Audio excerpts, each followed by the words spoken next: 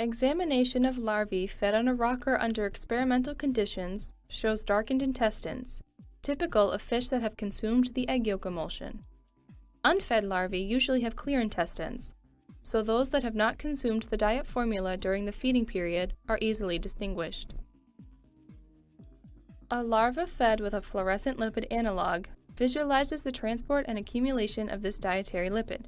Here, the fluorescent signal is seen throughout the digestive organs after 8 hours of feeding. Various lipid analogs are incorporated in, and thus visualize, unique sets of cellular structures since they are differentially metabolized into complex lipids. Here, fluorescent C16 and C12 analogs label lipid droplets. Fluorescent C5 labels hepatic and pancreatic ducts, lipid droplets, cellular membranes, and arterial networks. And fluorescent C2 analog labels hepatic and pancreatic ducts and cellular membranes.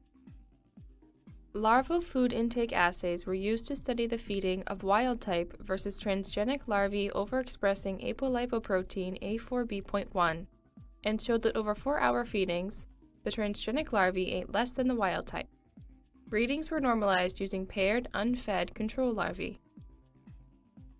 Quantification of the fluorescence of wild-type and transgenic larvae, which overexpress ApoA4 following feeding, shows significantly reduced ingestion by the transgenic larvae when compared to the wild-type.